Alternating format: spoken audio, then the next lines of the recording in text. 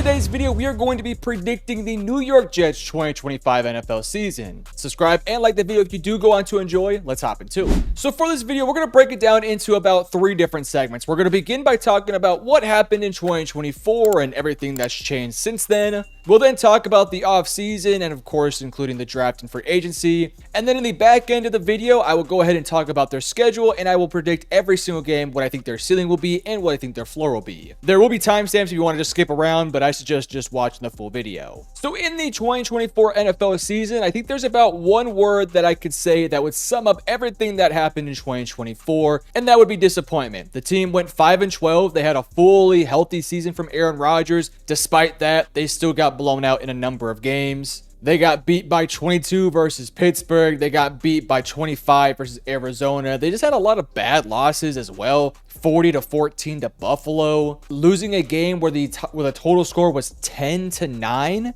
These are games that you should simply just not lose. And I also want to talk about just some general statistics from the 2024 season. 24th in points per game, 24th in yards per game, 18th in touchdowns per game. They were mediocre running the football and definitely mediocre passing the football. Defensively speaking, this was a team that was supposed to be really good defensively, but I did not think they were that good last year. 19th in opponents' points per game, 5th in opponents' yards per game, 16th in opponents' touchdowns per game. They were poor in the red zone, poor on 4th down, and I guess a little bit above average on 3rd down. Against the run, they were okay, especially given the fact teams ran a lot on them. And against the pass, they were about top 10, so that's going for them. Of course, we don't really need to take too much from 2024 because basically everything is different heading into this new season. You have a new quarterback. Aaron Rodgers is rightfully out the door. I really did not understand any of the conversations about bringing back Aaron Rodgers. Frankly, I just thought that never made any sense. He's a 40-year-old quarterback that brings a lot of headaches to your locker room. And when you are a Jets team that is trying to build towards the future and not necessarily try and contend against the likes of the Bills and the Ravens and the Chiefs, it really made no sense to even want to bring him back. Yes, it was awesome as hell to see Aaron Rodgers in a Jets uniform. And I'm sure there's some players out there that loved him in the locker room. And I'm sure there's some fans out there that loved him as well. But let's be honest, they needed to move on. Even if you don't love the signing of Justin Fields, which I'll talk about here in a moment, you gotta at least feel a little bit excited about some young blood being in there rather than a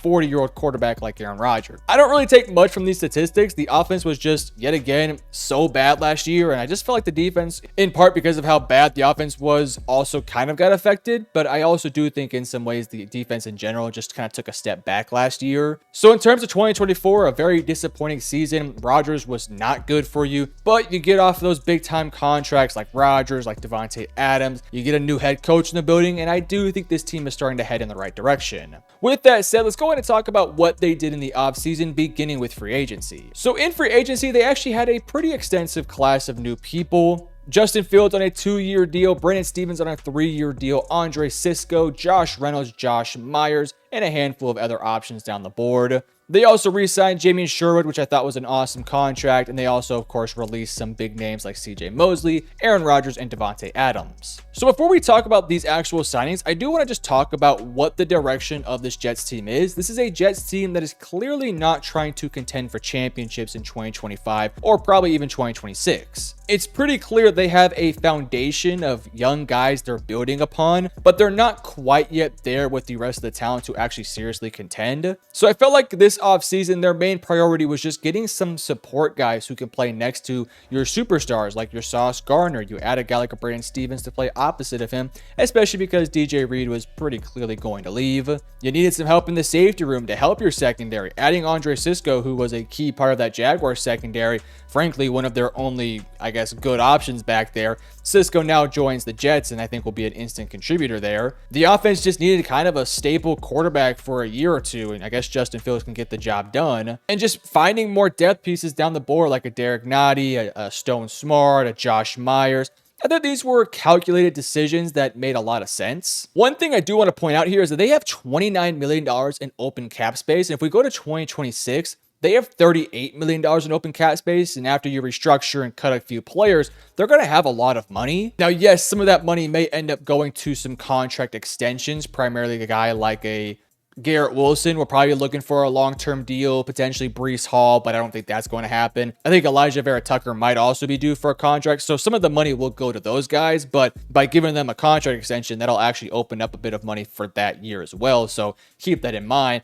So they have some more money down in the stretch here of 2026 and 2027 to really start to add more pieces and build a roster and start to build your identity. You also pair a productive free agency class with a productive draft, and I think if you stack years and years and years of doing so, I do think eventually it will pay dividends when you find that long-term answer at quarterback. So in terms of free agency, I guess we'll talk about the Justin Fields signing first. Listen, I'm never going to be somebody who tells you that Justin Fields is a franchise quarterback until he actually proves it on the field.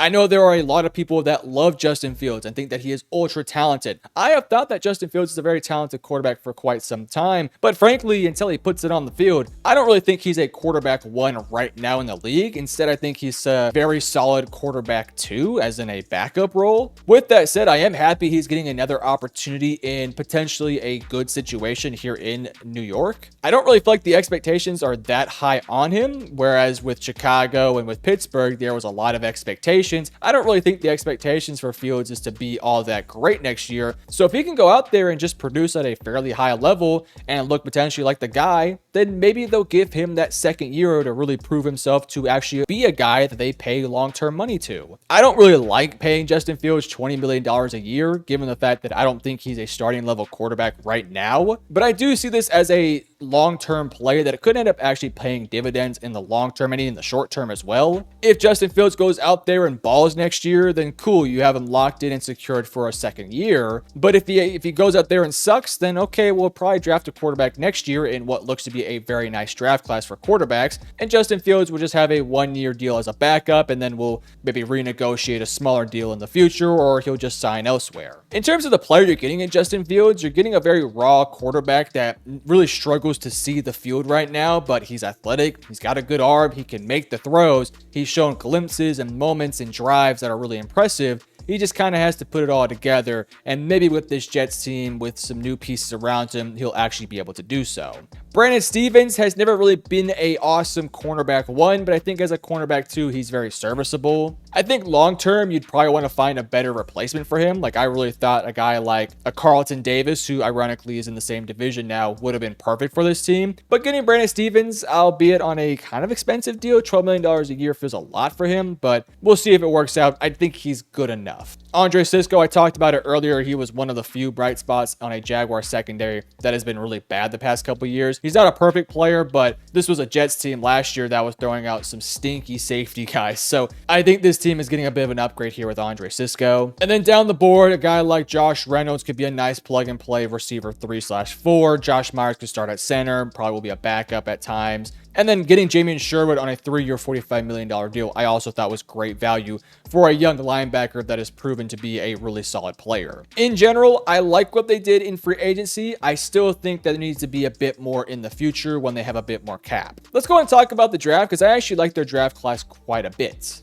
In round 1, they took Armand Membu. Round 2, Mason Taylor. Round 3, Azariah Thomas. Round 4, Arian Smith. Round 4 again, Malachi Moore. Round 5, hopefully I say this right, Francisco Algoa. I apologize if I said that wrong. Tyler Barron in round 6, and that would complete their draft. All in all, I really did like what this team did in this draft class. I think they got a nice blend of instant impactful guys to also go with some developmental pieces that could end up paying dividends. Let's talk about the Armand Membu pick. This one definitely felt like it was kind of set up and was the goal to take an offensive lineman from kind of the get-go once they got their new head coach. Membu kind of fits perfectly as that right tackle opposite of Olu Fashanu. You now have your tackle duo set up for the future. 2 very athletic, big offensive linemen that once they get their hands on you, you're really not moving. I do think he needs a bit of time to develop, and I don't think he's going to be perfect in year 1, but I think if he can go through a couple bad reps here and there, he will improve, he will get better, and long term, this is going to end up paying massive dividends in the future of having 2 young tackles for the foreseeable future. Mason Taylor in round 2, he was one of the few, in my opinion, starting caliber tight ends in this draft class. There was not that many out there. Of course, you had Tyler Warren, you had Colston Loveland, but outside of them, I didn't really view Elijah Arroyo as a starter, nor did I view a Gunnar Helm.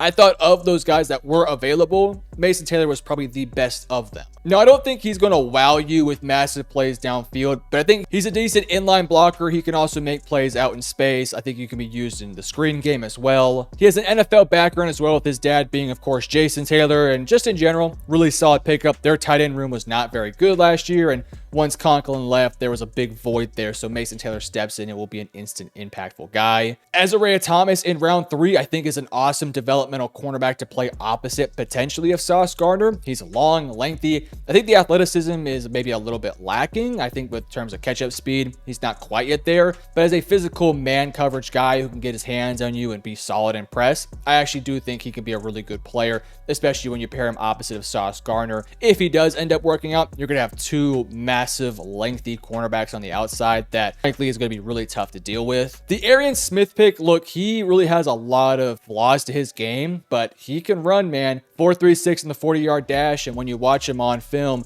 the dude is just straight lightning in a bottle. He can be used in the screen game. He can be used downfield to stretch the field vertically. I do worry about his hands. I do worry about his playmaking ability, and he had some drops last year that were simply inexcusable. So I think round 4 was a little bit rich for my liking, but because they did so much great work in rounds 1 through 3, I could stomach this one quite a bit. Another round 4 pick in Malachi Moore. I think Malachi Moore has a very solid chance to potentially actually start next year. I mean, he's a well-sized safety that played a lot of football for Alabama. And if you're somebody that's smart enough and good enough to play for 4 years for Alabama and be a captain on that defense, I think you're worth taking a bet on. I think Malachi Moore genuinely has a chance to make a big impact for this team. Down the board, I also like the Tyler Barron pick and Francisco. We'll see if he can potentially become something. All in all, I thought this was a really solid draft class where they got talented pieces in positions of need. They needed some help in the secondary. They addressed that. They needed help at tight end. They addressed it. They needed help at tackle, and they addressed all those concerns. Pair that with a free agency class that I thought was quite successful. I think this was a really solid year 1 of this sort of retooling of the roster. Again, as we look towards next year, I think they should have a very similar offseason to what they had this year. Find some nice gems in free agency that can play as a depth option and be solid starters and, not necessarily long-term deals. You don't have to find superstars, just find quality role players. And then in the draft, just take the best talent in positions of need and just build around those guys. So all in all, this offseason gets a thumbs up for me. It was not perfect by any stretch, but I thought it was really solid. Really quickly, I want to look at the depth chart before I actually go through their schedule. And primarily, I want to focus in on what this team can look to improve in the future. At quarterback, that's obviously going to be the big question for 2025. What does Justin Fields look like? I like their running back room with Breece Hall, Braylon Allen, and Isaiah Davis. All three of these guys will get a lot of reps. By the way, if you're a fantasy player, I wouldn't suggest drafting Breece Hall this year. I still think receiving core is a massive issue for this team. You have Garrett Wilson, but Josh Reynolds is your wide receiver too. That is a massive issue. He is much better served as a third or fourth option. I do think that they should be aggressive in finding an answer here pretty soon. By the way, just throwing this out there, Keenan Allen's available, Amari Cooper's available. I think both those guys would be pretty darn good for the Jets. Offensive line, I like what they're building here. Olu Fashanu, Armand Membu in the tackles, Elijah Vera Tucker, Joe Tippmann, John Simpson, Josh Myers as well, who they brought in. Really like what this offensive line is looking like. I think this offensive line could be pretty solid next year and long-term should have a lot of answers moving forward. Defensively speaking, you have Will McDonald, you have Tyler Barron. Of course, you can get to the quarterback with Jermaine Johnson as well. I think there needs to be more depth in this interior. I just don't think they have the depth bodies right now. But you do bring in Derek Nottie and you do have Quinnen Williams. I still think they're very thin in that room, and I would have liked to have seen them address that a bit more seriously. Jamin Davis, Jamin Sherwood, Quincy Williams. It's a solid linebacking core. I feel good about that. And in terms of your secondary, you do have Sauce Gardner. You're maybe also hoping that Stiggers could also make some plays next year again. Malachi Moore, I'm kind of predicting will take over at safety at some point. I think he's a very solid player. Andre Cisco, Brandon Stevens, Michael Carter, Isaiah Oliver's also there, not to mention Isaiah Thomas. In terms of some holes defensively, interior defensive line, maybe a bit more proven quality starters on the outside corners opposite of Sauce Gardner, but of course you just paid Brandon Stevens, so you have a temporary answer. In general, not a lot of massive needs. I do think this team could use more depth in the defensive line. maybe some better depth options on the offensive line too, and wide receiving core is pretty dire. So in my opinion, their three biggest needs: wide receiver 2, probably some more depth on the defensive line, and more help in that interior defensive line primarily. So all in all, I think this is a solid roster that will win some games, but I don't necessarily think they're going to be a massive dominant force next year, primarily within this super brutal AFC. But with all that said, let's go in and now talk about their 2025 schedule. And the schedule on paper looks to be a little bit quite difficult. So in week 1, you begin the season off with the Pittsburgh Steelers. I think this is kind of a toss-up game. Obviously, you get Rodgers back with the New York Jets. Kind of funny how that worked out. I don't really know if the NFL game planned it that way, but it just worked out that way. I do think Rodgers has a bit of a chip on his shoulder, and I also do think Pittsburgh's a very talented team. I'm going to give the win here to the Jets, but I can honestly see this one going either way. The next 2 weeks, I'm going to go ahead and give the Jets 2 losses. The Buffalo Bills are just the best team in this division, and I think they're one of the best teams in the AFC. And for Tampa Bay, I think they'll win their division as well. I think they're one of the best teams in the NFC, and right now, I just don't think the Jets are quite ready for those teams. You have a kind of an interesting 3-game stretch, though, after that in weeks 4, 5, and 6, where you have the Miami Dolphins, the Dallas Cowboys, and the Denver Broncos. Miami, if they're healthy, will have a potent offense, but they have a lot of issues defensively, primarily with health, but also in their secondary. I could see a world where Justin Fields actually has a fun game here and looks pretty sharp, so I'll give the win to the Jets. It's, again, one of those toss-up matchups. So through 4 weeks, I have them at 2-2. Versus the Dallas Cowboys, this is a tough matchup. Justin Fields has not seen a lot of success versus Dallas whenever they have played. Dallas is a very talented team. I think Dallas is just the better roster. So I'm going to go with the Dallas Cowboys. And also for Denver, Denver's defense is going to be nasty next year. They're going to be ferocious. And as long as they're healthy, give me Denver to win that one as well. You have Carolina and Cincinnati in week 7 and 8. I'm going to have them splitting 1-1 there. I think they'll beat Carolina and probably lose to that potent Bengals offense. So heading into the bye week, by the way, really solid bye week here at week 9, right in the middle of the season. So you'll be able to get a little bit more healthy heading into the second half of your year. But through 8 games, you're sitting at 3-5 on the season. Obviously not ideal, but I guess it could be a little bit worse. The good news is after your bye week, you do have a fairly easy matchup versus the Cleveland Browns. I'm not really a believer in this Browns team. I think they're probably 2 to 3 years separated from being actual contenders for playoff spots. So give me the Jets to win that one. You then have the New England Patriots, and I'm going to give the Patriots a win here, but I will say I do think the Jets will probably split between the New England Patriots, so keep that in the back of your mind. Heading into week 12, the team currently sits at 4-6. You have the Baltimore Ravens. I'm not going to dance around it. They're going to lose to the Ravens. I also think they're going to lose to the Atlanta Falcons and then the Miami Dolphins. So I think they're going to go on a bit of a skid. But the nice thing is the down stretch of their season is a little bit easier because in weeks 15, 16, and 17, I'm going to have them winning all 3 of those games versus the Jacksonville Jaguars, versus the New Orleans Saints. And again, I think they will split against the New England Patriots. So I'm going to give them all 3 of those wins. And to end the season off, they have the Buffalo Bills, where of course I'm going to have them lose. So based off of those, I have the team going 7-10 next year. I do think their floor is probably around 5 to 6 wins next year. And I think their ceiling is probably 9 to 10 games if they somehow are a lot better than what I think they will be. Again, I'm not expecting this team to make the playoffs. I do think that they are probably a competitive team next year that's going to be in some tough matchups, but I think they'll be on the losing end of a lot of these games. I could see them giving a team like Buffalo or Baltimore, Miami, Atlanta, Dallas, Denver, Cincinnati, I could see them giving them a run for their money. Ultimately speaking, though, I think they will lose a lot of those games, which will hold them back from being a playoff contender. But again, it's totally fine. You have a new head coach, a lot of new pieces, a lot of moving pieces as well, and still a lot of questions to answer. So if you go 7-10 in your first year as a head coach with that roster, I don't think that you would be all that mad about that. So you guys let me know in the comment section below how many wins are the Jets going to get. And if you enjoyed, hit the like and subscribe button. Love you guys. Peace.